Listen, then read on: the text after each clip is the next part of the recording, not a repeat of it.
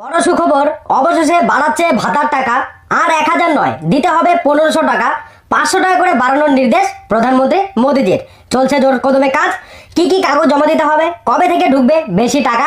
1000 টাকা নয়, এবার থেকে 500 টাকা করে বাড়ানোর নির্দেশ দেওয়া হয়েছে কেন্দ্র সরকারের তরফ থেকে, যে 1000 নয়, তাদেরকে দিতে হবে 1500 টাকা করে। তো এই বড়সড় উদ্যোগ নেওয়াতে সাধারণ মানুষের আরো বেশি উপকার হবে। কতদূর হলো কাজ, তো সমস্ত বিষয়টা জানাতে আজকের এই ভিডিও। তো ভিডিওটিকে লাস্ট অবধি কন্টিনিউ করবেন, ভিডিওটিকে প্রচুর পরিমাণে শেয়ার করবেন, সবাই যেন আপডেট সম্পর্কে জানতে পারে। কেন্দ্র সরকারের তরফ থেকে নির্দেশ দিয়েছে 1000 নয় 1500 টাকা করে দিতে। দেখুন, এখানে পরিষ্কার বলে দিয়েছে pension payment increase 1000 to 1500 rupees per month. Big update. উৎসবের মরশুমে দারুণ খবর, মাসে মাসে মিলবে 1500 টাকা করে। দিওয়ালির মরশুমে বার্ধক্য ভাতা বৃদ্ধির সুখবর আসতে পারে।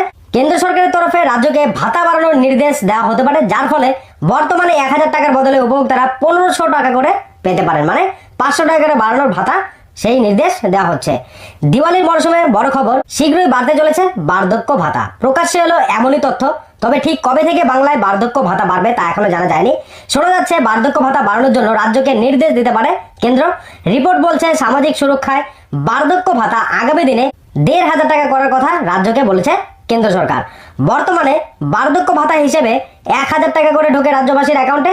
এবার শোনা যাচ্ছে বাড়বে এই ভাতা, এক ধাক্কায় 500 টাকা বাড়তে পারে ভাতা। এবার থেকে 1500 টাকা করে ঢুকবে তাদের ব্যাংকের অ্যাকাউন্টে।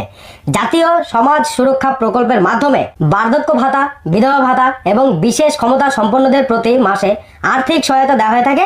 100% কেন্দ্রীয় উদ্যোগ বলে দাবি করা হয়ে থাকে। তবে সেই নিয়ম এবার বদলানোর পরিকল্পনা চলছে। এই প্রকল্পের আওতায় 60 থেকে 79 বছরের বৃদ্ধদের 200 টাকা করে পেনশন দেয় কেন্দ্র, 80 ঊর্ধ্বদের দেয় 500 টাকা প্রতি মাসে। এই ভাতার সঙ্গে যথাক্রমে 800 থেকে 500 টাকা করে জোড়ে রাজ্য, মোট 1000 টাকা করে বার্ধক্য ভাতা দেয় রাজ্য সরকার। মানে কেন্দ্র সরকার তরফ থেকে কিছু টাকা দেওয়া হয়, রাজ্য সরকার তরফ থেকে কিছু টাকা দেওয়া হয়, এরপর 1000 টাকা সেটা মিলিয়ে তারপর তাদের ব্যাংকের অ্যাকাউন্টে দিয়ে দেওয়া হয়। এবার সেই টাকায় বাড়ানোর কথা বলছে। রিপোর্ট অনুসারে বার্ধক্য ভাতার খাতে 200 এবং 500 টাকার আর্থিক সহায়তার পরিমাণ বাড়িয়ে 600 টাকা করবে কেন্দ্র। কত টাকা? 200 এবং 500 টাকা দেওয়া হতো, এবার সেটার পরিমাণ বাড়িয়ে সরাসরি 600 টাকা করবে কেন্দ্র সরকার। হিসেব বলছে এবার থেকে 60% টাকা দেবে মোদী সরকার, বাকি দেবে রাজ্য। মানে 100% টাকার মধ্যে সরকার, কেন্দ্র সরকার মানে মোদী সরকার দেবে 60%, রাজ্য সরকার দেবে 40% টাকা। ঠিক আছে, তো সেইভাবেই মোট 1500 টাকা আপনাদেরকে দেওয়া হবে। 1500 টাকার মধ্যে 60% মোদী সরকার আর 40% দেবে রাজ্য সরকার। এই ভাতার টাকা বৃদ্ধি করার পর মমতা সরকারকে টাকা বৃদ্ধি করতে হবে।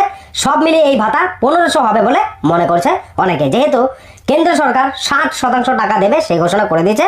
এবার রাজ্যকেও এতে আগিয়ে আসতে হবে।